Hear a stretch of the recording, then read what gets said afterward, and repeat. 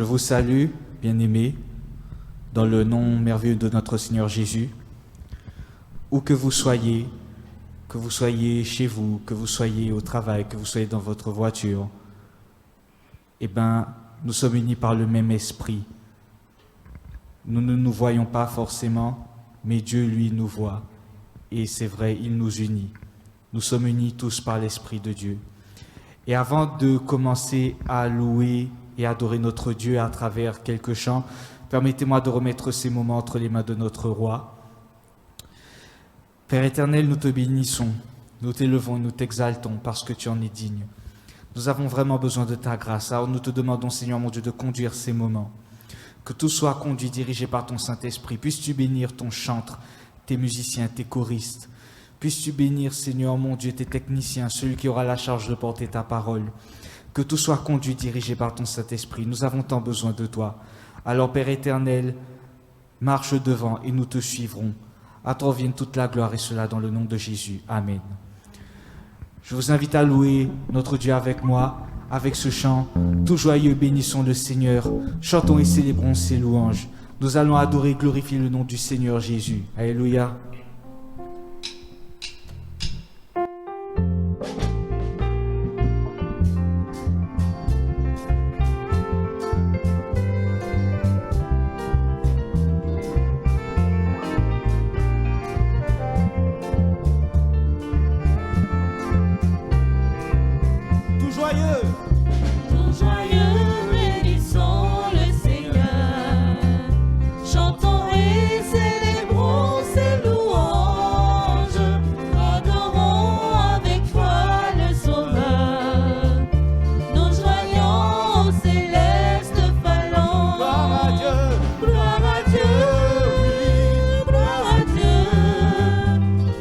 Chant retentisse en tout lieu, gloire à Dieu.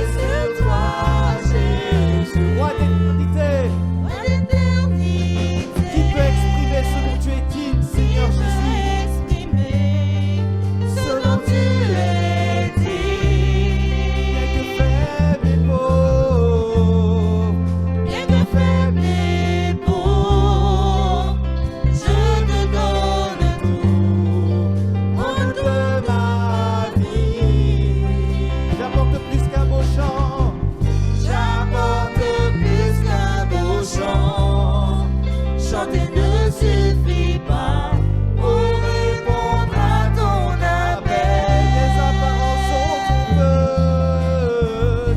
Les apparences sont trompeuses. Oh, Tu vois bien au-delà. Oh Dieu, tu sondes nos cœurs. je reviens au cœur de la louange. Je reviens au cœur de la louange. Tout est centré sur toi.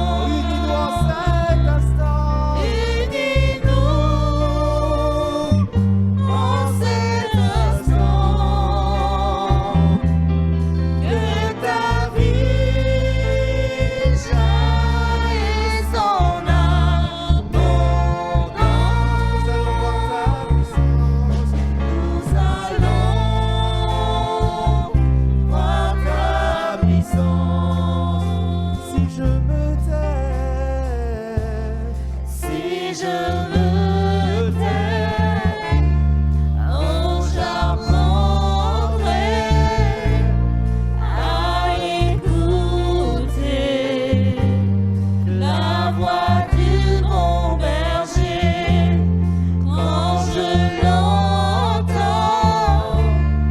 Oh je comprends, il a payé pour me libérer. Si je me tais, Si je me tais, oh j'apprendrai oh j'apprendrai à écouter à écouter la voix du bon berger quand je l'entends. Oh je comprends, il a payé pour me libérer. quand je t'ouvre mon cœur. Je te vois, Seigneur, quand je t'ouvre mon cœur, je t'entends me parler, et ta loi dans mon cœur, toujours demeure, et ta vie à chaque heure, coule comme un torrent. Si je me tais, Si je me oh tais, j'apprendrai j'apprendrai à écouter à écouter la voix du bon berger. la voix du bon berger. Je l'entends, Quand je l'entends, je comprends, oh je comprends, il a payé, il a payé pour me libérer.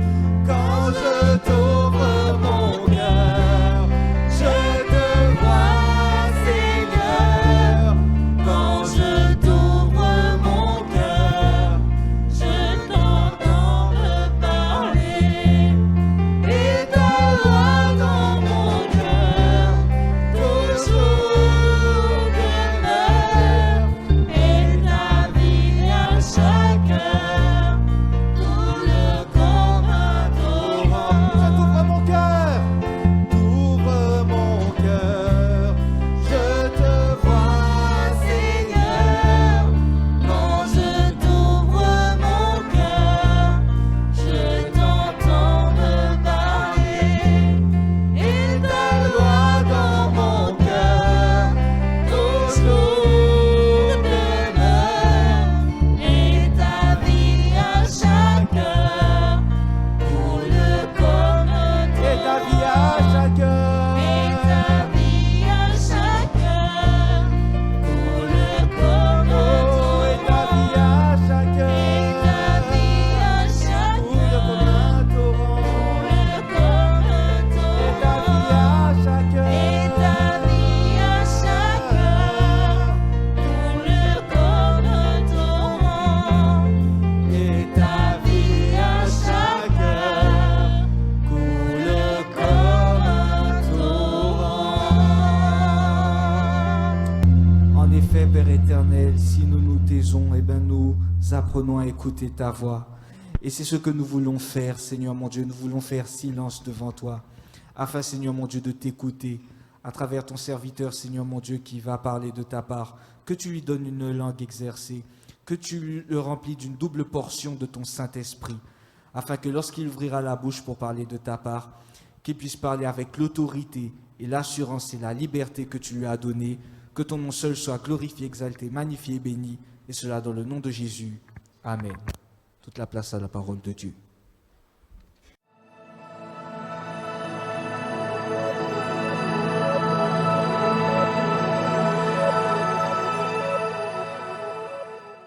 Bonjour à tous. C'est une occasion extraordinaire que nous avons de pouvoir nous adresser à chacun, soit sur la radio Souffle de Vie, la 101.4 ou encore par le biais d'Internet. C'est toujours un plaisir de pouvoir arriver jusqu'à vous et d'être ensemble pendant un instant. Nous sommes le peuple de Dieu. Nous sommes dans ce monde et cette réalité de Dieu, eh bien, nous impacte tous. Nous sommes tous sensibles à la valeur de la communion et de la relation. C'est pourquoi aujourd'hui, je ne voudrais aucunement, eh bien, défaillir à cette tradition, juste pour dire, eh bien, bonne fête au papa. Eh bien, ce jour est un jour tout particulier où un grand mouvement, il y a beaucoup de va-et-vient dans les familles. Avant, un petit peu un détour dans telle ou telle boutique, dans tel ou tel magasin, pour trouver un sujet, pour trouver un élément, pour faire un présent à celui que l'on estime, son père. Si vous n'en avez pas, ne soyez pas attristés. Si vous n'en avez pas de physique, je m'entends bien, ou encore si vous ne le connaissez pas, sachez une chose, que Dieu vous a donné un père en sa personne, parce que c'est lui le père des nations, le père de tout individu. Donc, soyez donc bénis là où vous êtes. Au nom donc, eh bien, du comité pastoral de la Guadeloupe, des ADD, j'ai ce privilège d'être un des intervenants. Vous êtes habitués à nous voir, eh bien, défiler week-end après week-end avec cette préoccupation que vous receviez le message du Seigneur. Aujourd'hui, eh bien, c'est mon tour. Je ne peux que me réjouir de pouvoir eh bien, ouvrir le Saint-Livre et d'être ce serviteur que Dieu dispose aujourd'hui. Dans le livre des commencements, le livre de la Genèse, il est écrit dans Genèse chapitre 1, verset 1er. Au commencement, Dieu créa les cieux et la terre. Et puis s'en suivra, dans ce même chapitre, des expressions comme Dieu dit, Dieu fit, Dieu vit, Dieu appela. Et nous tombons au verset 26, où il y a donc une affirmation. Dieu dit, faisons l'homme à notre image, selon notre ressemblance, et qu'il domine sur les poissons de la mer, sur les oiseaux du ciel, sur le bétail, sur toute la terre et sur tous les reptiles qui rampent sur la terre. Pour développer ce message sur ce qui est authentique, je veux parler d'authenticité aujourd'hui. Ce qui est authentique et ce qui est amené à le devenir. Ma lecture s'est portée sur ce verset que je vous ai cité. Un verset se trouvant dans le livre du commencement. C'est une affirmation qui conviendra certainement à certaines personnes et pas à d'autres. Parce que toutes n'ont pas la même foi. Tous ne sont pas sur les mêmes bases de conviction. Cette affirmation, vous savez, s'accepte par la foi. C'est ainsi que la Bible dit dans Hébreux 11, verset 3, « C'est par la foi que nous reconnaissons. » On ne peut reconnaître et accepter les choses que par la foi. Et ce qui suit est clairement défini.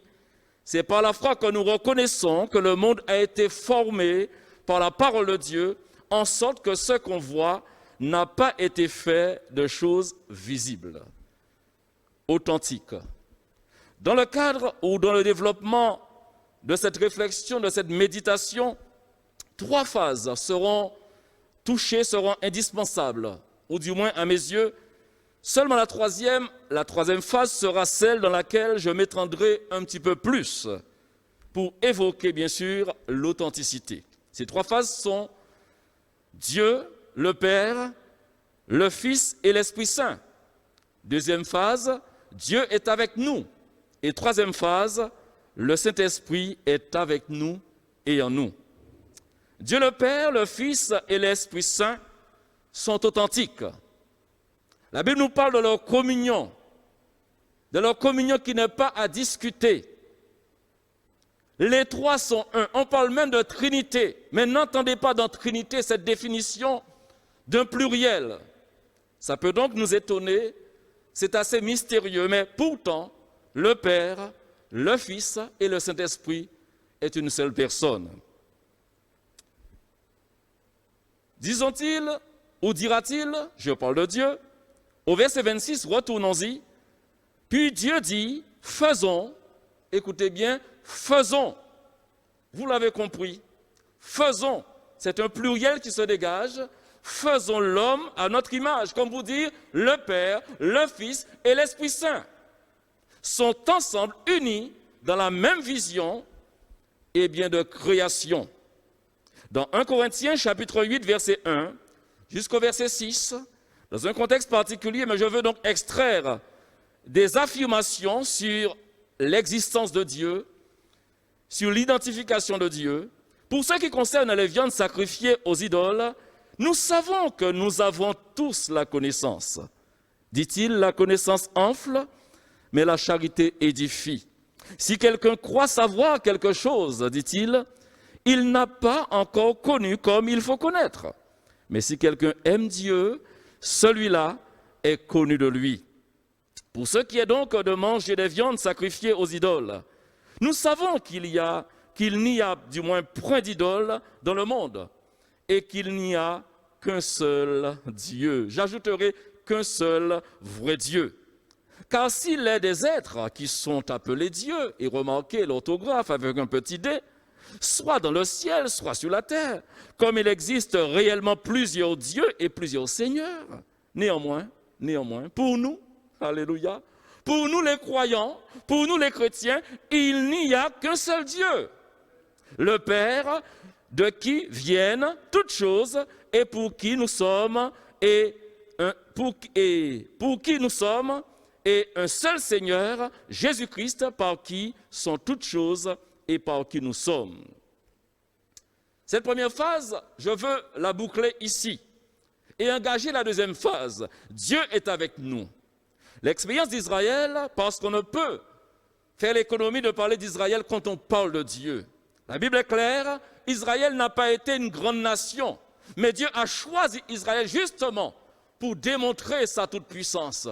Vous savez que Dieu est toujours du côté des faibles. Oh, Dieu ne méprise pas les forts. Mais Dieu vient toujours pour secourir ceux et celles qui sont en manque. Ceux qui sont négligés par les uns et les autres, ceux-là attirent l'attention de l'Éternel.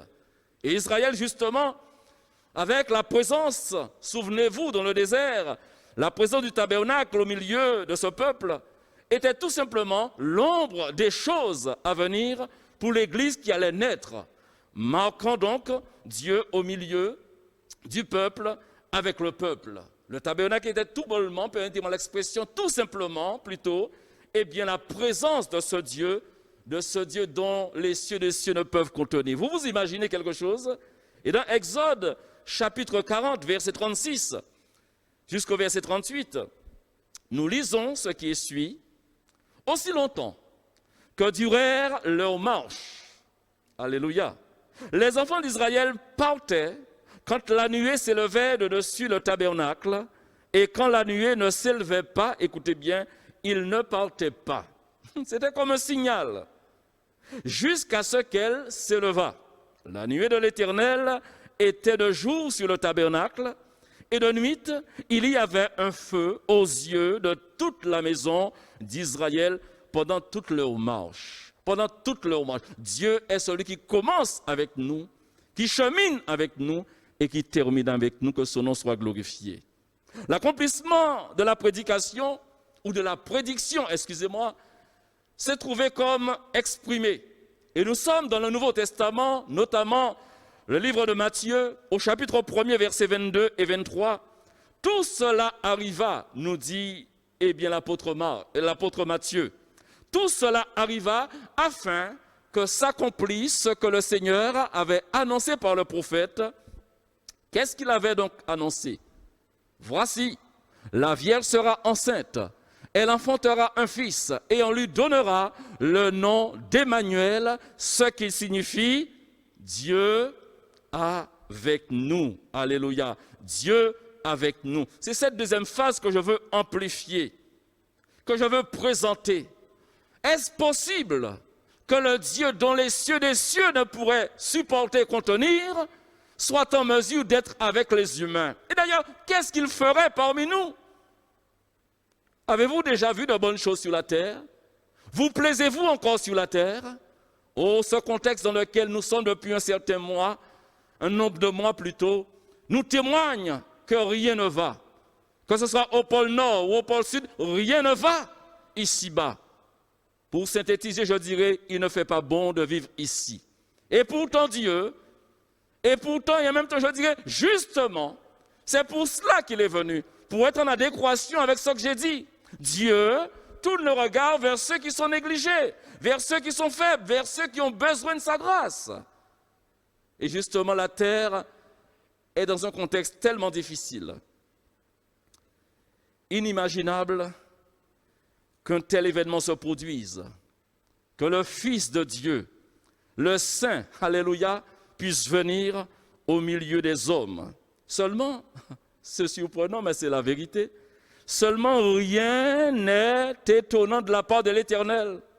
Rien n'est impossible à Dieu. Je veux lire avec vous une prière du prophète Jérémie, qui exprime bien quand Dieu il y a la miséricorde, quand Dieu il y a de la bonté, quand Dieu il y a de la générosité. Si vous trouvez quelqu'un à la ressemblance de Dieu sur la terre, il ne peut s'agir que de Jésus-Christ, parce que c'est lui qui est venu justement pour amener tout ce qui caractérisait Dieu le Père. Nous lisons cette prière au chapitre 32, Jérémie 32, verset 27, et nous lisons 17 plutôt, excusez-moi, verset 17, jusqu'au verset 20. Ah, Seigneur l'Éternel, éternel, voici, tu as fait les cieux et la terre par ta grande puissance et par ton bras étendu. Rien n'est étonnant, alléluia, rien n'est étonnant de ta part. Tu fais miséricorde jusqu'à la 1000e génération et tu punis l'iniquité des pères dans le sein de leurs enfants après eux. Tu es le Dieu grand, le puissant, dont le nom est l'Éternel des armées. Tu es grand en conseil et puissant en action. Tu as les yeux ouverts sur toutes les voies des enfants des hommes. Et écoutez bien, pour rendre à chacun selon ses voies, selon le fruit de ses œuvres. Tu as fait des miracles et des prodiges dans le pays d'Égypte jusqu'à ce jour et en Israël parmi les hommes, et tu t'es fait un nom. Alléluia. Tu t'es fait un nom comme il l'est aujourd'hui. David pouvait s'exclamer que ta renommée s'est accrue. La renommée de Dieu s'est accrue par l'accomplissement de ses promesses. Dieu est égal fidélité. Dieu est égal bonté. Alléluia. Et dans le Nouveau Testament, nous sommes dans ce texte pour encore signifier que Dieu est avec nous. 2 Corinthiens 5, 19. Car Dieu était en Christ. Oh, les contestataires ont fait leur route, mais jamais ils n'ont pu démontrer que c'était le contraire. Ça a été une grande confusion dans leur camp, dans leur cœur. Comment pouvez-vous croire qu'un instant que Dieu puisse laisser la terre à sa merci, à la merci de la perdition? Dieu aime les hommes et Dieu cherche toujours un moyen de repêchage pour encore saisir ceux et celles qui sont en perdition. Dieu était en Jésus-Christ, alléluia. Dieu était en Christ et qu'est-ce qu'il cherchait à faire? Réconciliant, amen, réconciliant le monde avec lui-même en imputant point aux hommes leurs offenses et il a mis en nous, alléluia. Ce volet sera développé tout à l'heure. Et il a mis en nous la parole de la réconciliation authentique. Ce troisième point, je veux développer avec vous le Saint-Esprit avec nous et en nous. Le Saint-Esprit avec nous et en nous. Et j'ajouterai, afin que chaque chrétien développe le caractère de Jésus-Christ. Quand on parle d'authentique ou de ce qui est authentique, c'est une chose exacte. C'est une chose dont la vérité ne peut être contestée. Une chose vraie. C'est ce qui est authentique. L'authenticité du caractère de Christ fut tellement exprimée en parole et en action. Certains ont pu dire, jamais homme n'a parlé comme cet homme. On a envoyé des gens pour l'arrêter. Ces mêmes gens qui sont venus pour l'arrêter sont retournés bredouilles. Ils ont vu Jésus, mais dans l'incapacité de mettre la main sur lui. Ils étaient tétanisés, ils étaient scotchés, ils étaient en train de boire tout ce que disait le Seigneur. Jésus, parole faite chair, parlait avec autorité. Il ne parlait pas comme les scribes et les pharisiens. Il annonçait la voix de son Père. Il prenait du temps avec Dieu, son Père. Et il emmagasinait tout le message qu'il avait à dispenser. Et lorsqu'il ouvrait la bouche, vous comprenez bien que la parole était comme un marteau pour briser les rocs. La parole accompagnée de l'esprit pouvait donc s'emparer des cœurs, les persuader de l'amour de Dieu à leur égard. Et là, les gens étaient impressionnés. Mais j'aimerais vous dire que l'authenticité également du caractère de Christ fut tellement exprimée en parole et en vérité qu'à Antioche, pour la première fois, les disciples furent appelés chrétiens. Antioche, qui était une capitale syrienne, à quelques kilomètres de Jérusalem, fut un lieu de refuge quelque part pour les chrétiens persécutés. Souvenez-vous, la grande persécution a pris naissance à Jérusalem et les chrétiens s'éparpillèrent un peu partout dans les villes d'alentour. Et Antioche fut une capitale, une ville qui a accueilli ces personnes fugitives. Et nous comprenons, bien-aimés, chers amis, entendez, dans ce message, je discerne quelque chose. La ville sainte, ce statut qu'a eu Jérusalem jusqu'à nouvel ordre, Jérusalem est appelée la ville sainte. Et la démonstration est faite que hors de la ville sainte, Dieu peut encore travailler. Hormis les Juifs, Dieu peut encore travailler et attirer à lui. Dieu est celui qui ne fait point d'acception de personne. Dieu ne fait pas d'acception de personne. Dieu ne fait pas d'exception de personne. Dieu est amour, que son nom soit glorifié. Hors de Jérusalem, il a été en mesure de manifester son grand amour. N'est-ce pas un amour authentique? Oh, n'est-ce pas un amour authentique? Paul, Saul de Tarse, Paul qui fut l'apôtre Paul, fier de son Dieu, va déclarer dans Romains chapitre 1 verset 16. Car je n'ai point honte, dira-t-il, je n'ai point honte de l'évangile. C'est une puissance de Dieu pour le salut de quiconque croit, du juif premièrement, puis du grec. À Jérusalem, il y avait quelques étrangers, mais à Jérusalem, il y avait la majorité étaient des juifs. Dieu a permis la persécution, Dieu a permis la dispersion. Et dans ces villes, des juifs arrivèrent en masse. Ils ont trouvé des Grecs qui vivaient. Et l'évangile a été apporté. Une grande campagne d'évangélisation a été. On a appelé, au secours Barnabas et Paul. Ils ont été envoyés par les autres apôtres lorsqu'ils ont entendu ce qui se passait à Antioche. Et pendant plus d'une année, ils sont restés là dans l'enseignement et également dans l'évangélisation. Ce tandem, Barnabas-Paul, furent un tandem de choc. Et puissamment accompagnés par le Saint-Esprit, l'Esprit travaillait avec eux et ajoutait à l'Église. Oh, vous me direz, mais l'Église c'était Jérusalem. Justement, l'Église n'a pas demeuré à Jérusalem. Aujourd'hui, quiconque que vous soyez, là où vous êtes, si vous êtes appelé chrétien, vous êtes dans l'Église de Jésus-Christ. Et c'est donc cela, je dirais, la question extraordinaire.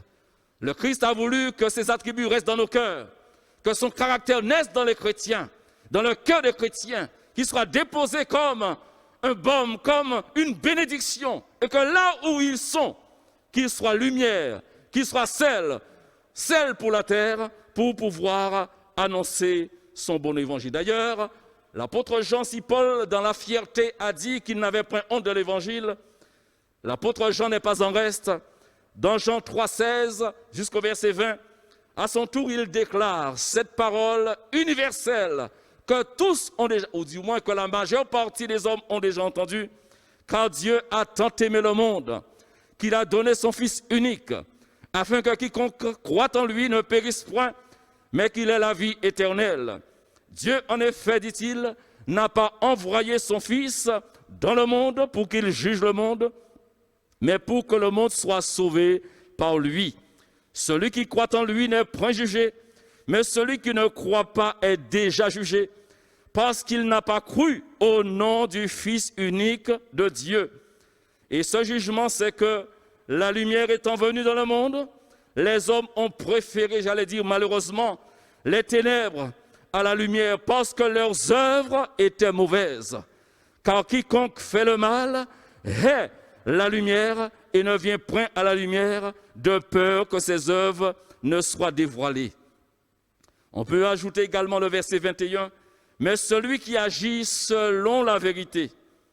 Celui qui agit selon la vérité vient à la lumière afin que ses œuvres soient manifestées parce qu'elles sont faites en Dieu. Quel tremplin pour moi! Oui, afin que ces œuvres soient manifestées parce qu'elles sont faites en Dieu. Un tremplin idéal pour rappeler cette troisième phase, le Saint-Esprit avec nous et en nous, afin que chaque chrétien développe le caractère de Jésus-Christ. J'aimerais vous dire que tous ont droit à ce qui est authentique. Tous ont droit à ce qui est authentique. Dieu, premièrement, est le premier du moins à l'exiger. Quand vous lisez la parole de Dieu, dans l'Ancien Testament, Dieu condamnait ceux qui falsifiaient les mesures, ceux qui déplaçaient les bornes pour tromper leur prochain, pour tromper leurs voisins. Dieu était contre cela et donnait une sentence terrible. C'est pourquoi je vous dis encore que vous avez droit à ce qui est authentique. N'acceptez pas d'être trompé par l'autre et vous-même, ne trompez personne. Si vous connaissez les apôtres, parmi eux, il y avait donc un apôtre Luc, appelé Luc, un médecin. Et lui, il avait la préoccupation d'être authentique, mais aussi d'être dans l'authenticité lorsqu'il parlait avec les autres. Si vous êtes dans l'évangile de Luc, je m'arrête dans ce livre, c'est lui qui l'a écrit. Et ce qui est surprenant, c'est déclaré au chapitre 1, verset 1.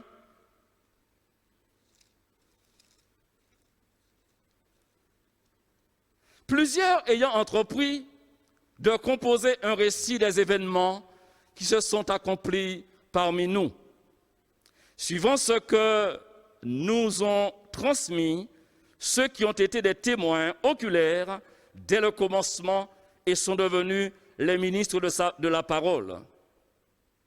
Il m'a aussi semblé bon, dit-il, il m'a aussi semblé bon, après avoir fait des recherches exactes. Je vous ai défini qu'est-ce que l'authenticité. C'est ce qui est juste, ce qui est précis, ce qui ne peut être contesté. Et lui, il est dans l'authentique. L'apôtre Jean, encore lui, pouvait s'écrier, pas lui, mais l'autre apôtre Jean pouvait s'écrier, nous connaissons le véritable et nous sommes dans le véritable. Si vous cherchez, monsieur, si vous cherchez, madame, l'authentique Seigneur, ou si vous recherchez l'authenticité de la vérité, si vous avez en quelque sorte l'amour de la vérité dans votre cœur, le Seigneur se laissera trouver par vous. Luc est préoccupé. Je relis ces paroles extraordinaires. Verset 3 du chapitre 1 de l'évangile de Luc. Il m'a aussi semblé bon, après avoir fait des recherches exactes. Pour ceux qui sont dans les études, ils savent que lorsqu'on fait des études et lorsqu'on parle de recherche, on peut aller à des heures tardives dans la nuit. Parce qu'on veut comprendre, on fouine. La Bible même nous enseigne que trop d'études fatiguent le corps. Parce que ça coûte de l'énergie. Oh, ceux qui sont passionnés, eh bien, ne sont pas lassés. Mais ceux qui ne sont pas accoutumés, dès qu'ils commencent à étudier, après 1 heure d'études, ils se fatiguent très vite. Mais lui, Luc, oh, je bénis Dieu. La Bible nous dit, il dit à cet homme, après avoir fait des recherches exactes sur toutes ces choses, depuis leur origine, de te les exposer par écrit, d'une manière suivie, excellent Théophile, et il ajoute, afin que tu reconnaisses, alléluia, que tu reconnaisses la certitude des enseignements que tu as reçus. Si vous êtes du courant de pensée qui voudrait faire comprendre aux gens, croyez tout bêtement, ne cherchez pas à savoir si c'est vrai, soyez crédules. Dieu ne demande pas aux gens d'être crédules. Dieu demande aux gens d'avoir la connaissance et de placer leur confiance dans cette connaissance-là.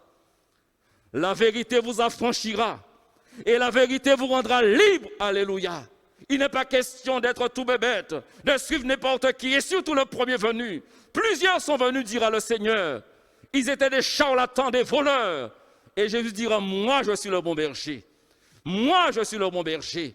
Alors ne pensez pas un instant entendre des évangélistes, entre guillemets, des soi-disant évangélistes, qui ne voudraient aucunement que vous ayez la connaissance, juste pour vous dire, croyez et suivez-nous. Non, ne suivez jamais ces gens-là. Ayez donc une personne en face comme Luc, qui vous développe, qui décline la vérité avec exactitude de ce que dit la parole de Dieu. Je vous le dis, ne le perdez pas de vue, que tous ont droit à ce qui est authentique. Tous ont droit à ce qui est authentique et n'acceptez jamais d'être trompés, mais vous non plus, ne trompez personne. Les contrefaçons sont punies aujourd'hui par nos lois, les lois des pays. Et nous savons qu'une des choses que le Christ a condamné farouchement, permettez-moi l'expression, fut l'hypocrisie.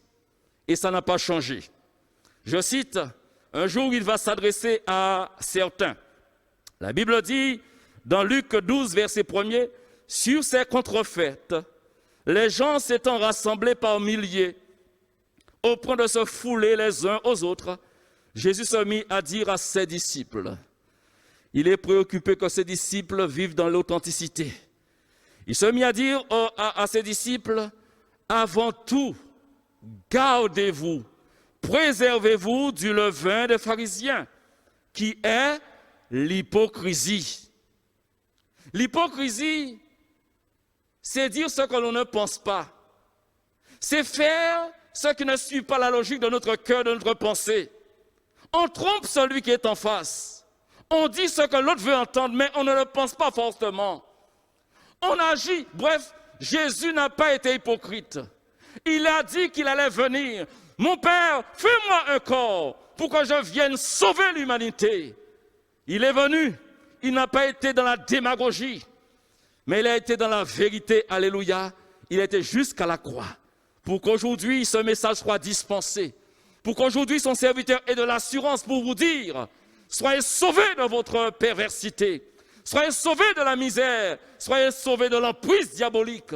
Soyez sauvés de l'incrédulité au nom de Jésus. Oh, je ne peux autrement dire les choses. J'aimerais poursuivre en vous disant que l'absence d'authenticité, c'est l'absence de vérité. L'absence d'authenticité, c'est l'absence de vérité. Et l'absence de vérité, c'est la présence du mensonge, la présence de la duplicité. Jésus n'a-t-il pas dit dans l'évangile de Jean, chapitre 14, les versets 6 et 7, Jésus a dit, « Je suis le chemin, la vérité et la vie.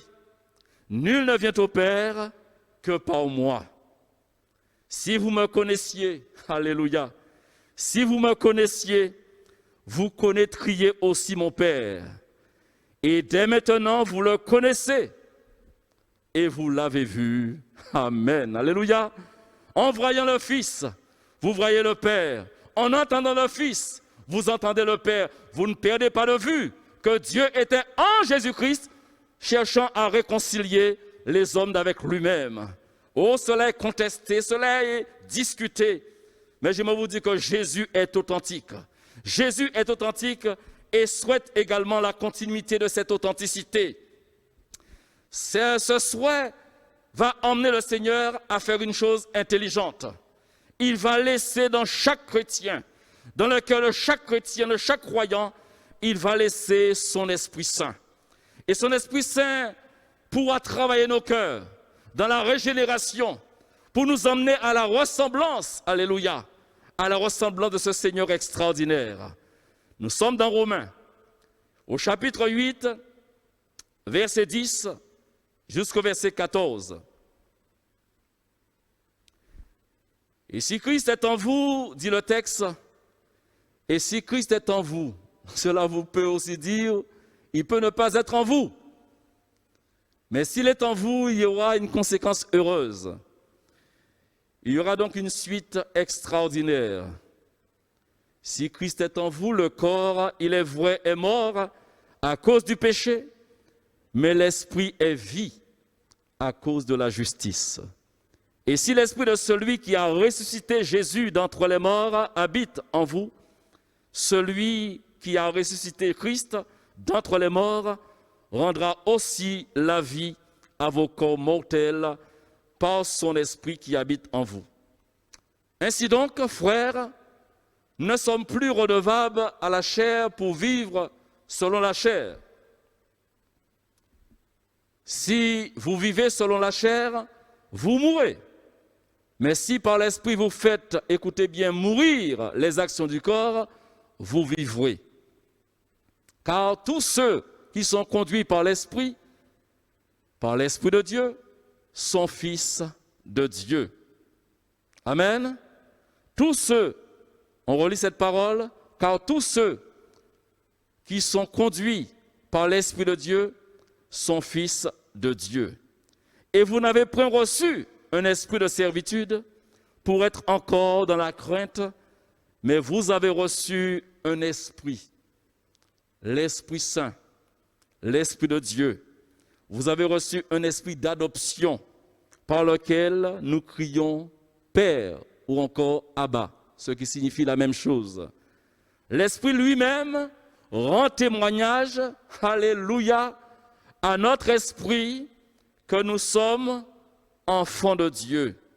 Voilà ce que Jésus a trouvé utile de faire pour que chacun soit identifié par Dieu, mais pour que chacun ait cette assurance dans son cœur que je ne suis pas n'importe qui, maintenant je suis enfant de Dieu. Toute conviction et assurance ne peuvent s'exprimer que sur la base d'une expérience. On ne peut pas parler de ce qu'on ne connaît pas.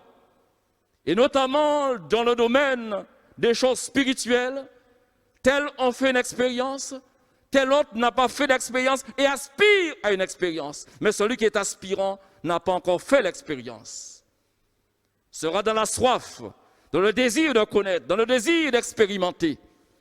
Mais permettez-moi de vous dire, lorsqu'on expérimente ce qu'est la nouvelle naissance, on ne peut pas nous le raconter. On ne peut pas nous la raconter, mais on sait au fond de soi-même qu'on est enfant de Dieu. Alléluia. Certains décrivent le jour, certains se rappellent la période, les circonstances. C'était un dimanche, dira celui-ci. L'autre dira non, c'était un mercredi après-midi. L'autre dira je faisais mon footing. Bref, on ne reste pas insensible à cette expérience. L'Esprit lui-même rend témoignage à notre esprit que nous sommes enfants de Dieu. À partir de maintenant, à partir du moment où l'identification est faite, il appartiendra à ce chrétien, il appartiendra à cette chrétienne, à cet enfant de Dieu, d'être rempli d'une sainte préoccupation, celle de glorifier son Père, et j'ajouterai son nouveau Père. Parce que je l'ai dit en introduction, pour ne pas manquer à cette obligation traditionnelle de souhaiter la bonne fête au Père. Mais je vais vous dire, ne sont pas honorables tous les pères. Oh, je sais que certains n'entendront pas ces paroles-là.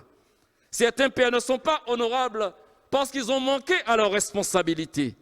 Mais je vais vous dire, c'est une grande consolation de savoir que le nouveau Père, le Dieu éternel, ne manquera jamais à sa responsabilité. C'est lui qui a dit, eh bien je serai à ton départ et à ton arrivée. C'est lui qui a dit, nul ne te ravira de mes mains. Le Seigneur est un Père fidèle. Ce que le Père biologique a manqué, le Père spirituel va l'assurer jusqu'au bout que son nom soit béni. C'est pourquoi il est important de le souligner. Un fils qui a un Père honorable, c'est un fils qui doit être heureux et connaître un bon épanouissement. Mais ce fils-là a une responsabilité, c'est de porter dignement le nom de son Père. Oh, bien sûr, les choses ont bougé. On peut aujourd'hui dans la société porter le nom de sa maman, le nom de son père, le nom des deux. Oh, vous savez, ça a évolué dans le monde civique. Mais j'aimerais vous dire, on porte tous le nom de Jésus-Christ. Tous les chrétiens, tous les disciples, permettez-moi, tous les disciples de la terre, eh bien, sont des chrétiens à l'image de Christ. Amen. Vous portez un nom nouveau. Vous avez un nouveau Seigneur. Et Dieu le Père est votre Père. Alors, entendez ces quelques paroles que je vais citer maintenant pour vous montrer la responsabilité aujourd'hui qui est la vôtre en tant que fils, en tant que fille. dans Proverbe chapitre 10, verset 1er. Proverbe 10, verset 1er. Ensuite, Proverbe 13, verset 1. Nous lisons ces paroles. Il est dit, un fils sage fait la joie d'un père. Un fils sage fait la joie d'un père et un fils insensé le chagrin de sa mère. Un fils, selon le chapitre 13, verset 1er, un fils sage écoute l'instruction de son père, mais le moqueur n'écoute pas la réprimande. On peut rajouter encore un autre texte, selon Proverbe 15, verset 20.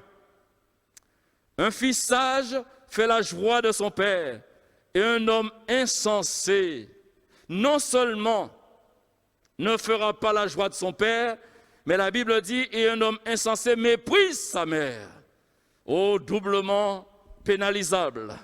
Le texte qui suit, dans Galates, chapitre 5, verset 16, c'est un texte qui veut orienter clairement chacun, et notamment les disciples, les croyants qui reconnaissent en Dieu leur nouveau Père et qui reconnaissent en Jésus-Christ leur nouveau Seigneur.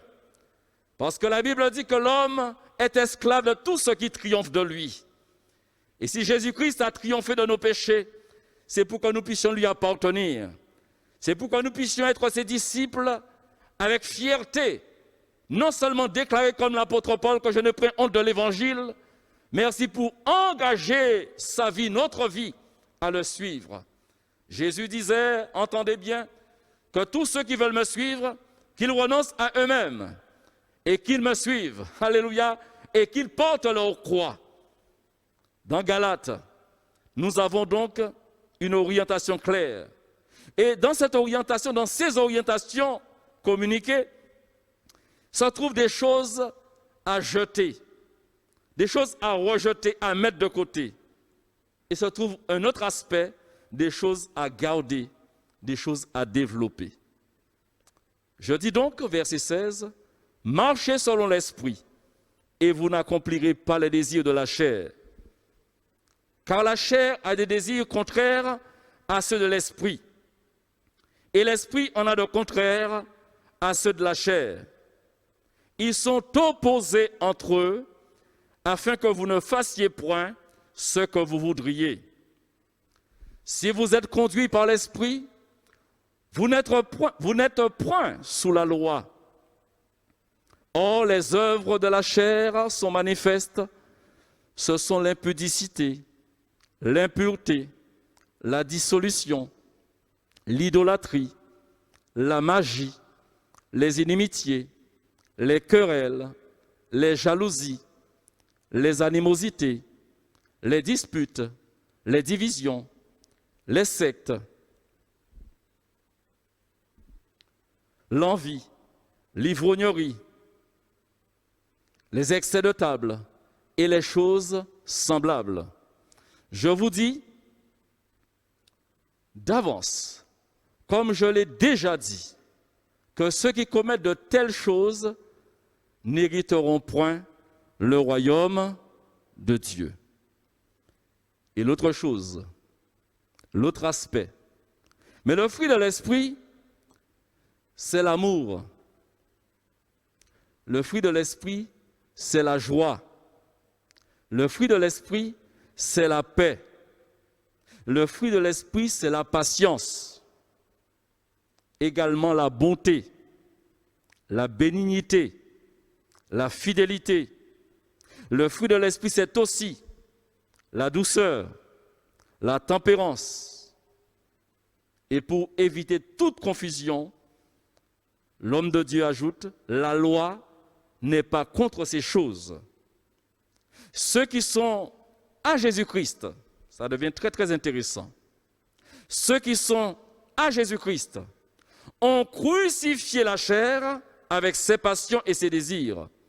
Si nous vivons par l'Esprit, marchons aussi selon l'Esprit.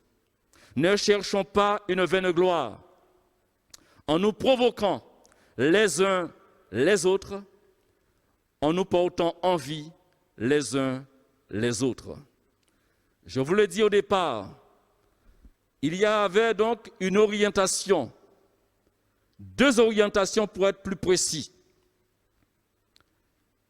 Ce qui caractérise vivre dans la chair et selon la chair, et ce qui caractérise vivre selon l'esprit, marcher selon l'esprit. C'est bien développé, je m'arrêterai avant d'aller vers la conclusion uniquement sur les choses à retenir. Le fruit de l'esprit. Je vous l'ai dit au préalable que Jésus avait fait une action intelligente pour que n'importe qui ne puisse pas se présenter et vous tromper. Jésus a fait une chose, il a déposé dans nos cœurs son Saint-Esprit. Et ceux qui n'ont pas l'Esprit de Christ ne lui appartiennent pas. Et ceux qui ont son Esprit lui appartiennent. Et à partir de ce moment commence, je vous ai dit, la responsabilité de chaque disciple de porter du fruit. Alors, portes-tu du fruit? Portons-nous du fruit? Lorsqu'un arbre ne porte pas de fruit, on dit que cet arbre est stérile. Or, cherchez dans la parole de Dieu et trouvez Dieu. Dieu est égal miracle. Dieu est égal prodige. Quand tu n'étais pas encore enfant de Dieu, quand l'Esprit Saint ne t'avait pas encore rendu ce témoignage de ce que tu es et de ce que tu représentes, c'est-à-dire enfant de Dieu, tu étais certainement stérile, incapable de produire une bonne œuvre, incapable d'aimer, incapable de témoigner de la douceur, incapable d'être bon. Mais en Jésus-Christ, tu as obligation de porter du fruit. Où sont tes fruits? Dans l'évangile de Jean, au chapitre 15, nous a donné un développement selon la métaphore d'une plantation, notamment de la vigne. On parle de cèpe, on parle de sarment, on parle de fruits. Jésus ira jusqu'à dire, dans Jean 15, verset 5, « Sans moi, vous ne pouvez rien faire. Sans moi, vous ne pouvez rien faire. Je suis le cèpe, vous êtes les sarments. Celui qui demeure en moi et en qui je demeure porte beaucoup de fruits. Car sans moi, vous ne pouvez rien faire. » Permettez-moi de vous dire, Dieu l'a dit et entendez-le fortement. Dieu a dit, je ne donnerai pas ma gloire à un autre, ni mon honneur aux idoles. Et pour que la gloire de Dieu se perpétue, pour que toutes ses actions soient couronnées de gloire, et que la gloire lui revienne, il a déposé en nous son esprit. L'esprit, ce n'est pas seulement pour faire des miracles. L'esprit, ce n'est pas seulement pour être le pourvoyeur de multiplication de pain et de poissons, pour nous donner un travail, un époux, des enfants, un statut social. Oh, toutes ces choses peuvent être données par Dieu parce que Dieu est bon. Amen. Mais le Saint-Esprit nous est donné pour que chacun soit en mesure de développer le caractère de Christ en lui. On a besoin aujourd'hui de montrer aux gens ce qui est authentique. Et pour que les gens soient rassurés, vous savez quoi? Parlez avec quelqu'un. Essayez de rassurer quelqu'un avec le mensonge. Oh, vous y parviendrez si vous êtes un fin menteur. Mais j'aimerais vous dire, lorsque la vérité s'exprime, la vérité est là pour apaiser la tempête dans un cœur. La vérité est là pour emmener, je dirais, le cœur à croire en ce qui est vrai. Et ça fait la différence. Jésus n'est pas venu pour tromper les hommes. Jésus est venu pour sauver. Et Jésus est venu également pour que la mission se poursuive. Souvenez-vous, l'Esprit a été donné. Et Jésus a dit clairement, vous serez mes témoins. Amen. Vous serez mes témoins. Vous continuerez donc à faire avancer l'authenticité. Vous continuerez donc dans la vérité. Vous serez mes témoins. Vous rapporterez ce que j'ai fait en vous et ce que je suis capable de faire pour les nations. Si le monde est dans la désolation, c'est parce que le monde refuse Jésus-Christ. Jésus-Christ est la source de bénédiction. Le seul, la pierre qu'ont rejetée ceux qui bâtissaient, nous dit la Bible, est devenue la principale de l'angle. C'est lui l'authentique. Alors aujourd'hui, entendez-le. Ce que j'aimerais dire à ceux et celles qui sont chrétiens et qui peinent à produire les fruits de l'esprit. J'aimerais vous les reciter avant de lire Philippiens chapitre 4, verset 8 pour conclure. Mais j'aimerais relire le verset 22 avec vous qui parle du fruit. Des fruits que vous êtes encouragés à porter. Des fruits que le monde a besoin, des fruits que la communauté chrétienne a besoin, des fruits que vos enfants, ô Père, entendez-moi puisque c'est votre fête aujourd'hui, vous en tant que Père, vous avez besoin de produire ces fruits-là également pour rassurer le cœur de vos enfants. Aujourd'hui, le Père symbolise l'autorité et certains se campent seulement à l'autorité, mais le Père est pourvoyeur aussi d'amour dans sa maison. Il devient comme un sacrificateur pour pouvoir sanctifier, rassurer, protéger, et bien ceux et celles qui sont sous sa responsabilité. Le fruit. Regardez bien, les dit pas les fruits, hein, le fruit. Avec ses 9 éléments. L'amour, la joie, la paix, la patience, la bonté, la bénignité, la fidélité, la douceur, la tempérance. Si quelqu'un est en panne, si quelqu'un ne parvient pas à exprimer son authenticité au sein de cette société, là où Dieu l'a placé, cette parole de l'Écriture est un encouragement dans la conclusion. Philippiens 4, verset 8. Au reste, frères, que tout ce qui est vrai, tout ce qui est honorable, tout ce qui est juste, tout ce qui est pur, tout ce qui est aimable, tout ce qui mérite l'approbation, ce qui est vertueux et digne de louange, soit l'objet de vos pensées. Interrogez-vous. Pourquoi, premièrement, ces choses doivent être l'objet de nos pensées? Ce sont nos pensées qui produisent nos gestes, n'est-ce pas? Ce sont nos pensées qui produisent nos actions. Si nos pensées sont bonnes, nos actions seront bonnes également. Ce qui est authentique demeure en Christ, et si Christ est en nous, ce n'est plus nous qui vivons, mais c'est lui qui vit en nous. Inclinons-nous dans la prière, je demanderai aux musiciens de se préparer pour que nous chantions ensemble, que ces lieux soient visités. Vous penserez chez vous, vous penserez en écoutant également que mon cœur soit visité, que ma famille soit visitée, que Dieu soit béni, que la Guadeloupe soit visitée, que les Antilles soient visitées, que le monde soit visité. Le Seigneur a dit un jour, si quelqu'un manque de sagesse, qu'il la demande à Dieu, qu'il donnera sans faire de reproche. Père éternel, après ces quelques paroles, nous sommes devant toi. Nous sommes devant toi avec cette assurance que lorsque nous implorons ton secours, tu es celui qui daigne entendre nos cris et qui daigne également exaucer notre prière. Quand un malheureux crie, l'Éternel entend et le délivre de toutes ses détresses. Merci d'agir, Seigneur, parce que nous avons besoin de restauration. Pour ceux qui sont dans la dynamique de l'authenticité, aide-les, Seigneur, à ne jamais baisser les bras. Permets-les, Seigneur, ô Dieu, de persévérer comme Paul a été persévérant, jusqu'à dire, j'ai gardé, et bien désormais la couronne de grâce m'est réservée. Seigneur, fais grâce. Fais grâce à tous de garder le bon dépôt. Fais grâce à tous, Seigneur, d'être relevés de leur chute individuelle, Seigneur, de leur incrédulité individuelle. La souffrance nous dispose au mal. Tu le sais, Seigneur. Nos cœurs, plusieurs cœurs sont en défaillance et certainement ont besoin de restauration. Seigneur, un jour un homme a dit avec raison, fais-nous revenir à toi et nous reviendrons à toi. Aussi aujourd'hui, fais-nous la grâce d'être renouvelés. Que ton bon esprit ait l'avantage dans nos cœurs, que nous soyons en mesure de nouveau d'assujettir notre chair à la volonté de l'esprit et que désormais s'exprime plutôt la douceur, Seigneur, que la violence, que plutôt s'exprime l'amour que la haine, que plutôt la vérité que la duplicité. Fais grâce, Seigneur, à nos cœurs. Nous t'avons prié dans le nom précieux de ton Fils Jésus-Christ. Amen. Que ces lieux soient visités. Entonnons ce chant et nous terminerons bien sûr ces instants. Tout en vous souhaitant donc une très bonne journée. Que Dieu bénisse nos cœurs abondamment par ce chant. Oui, que ces lieux soient visités par ta sainte présence, Seigneur, mon Dieu, mon roi. Que ces lieux soient balayés par le vent de ton esprit. Lève-toi de ton saint lieu et descends au milieu de nous, Seigneur Jésus. Pose sur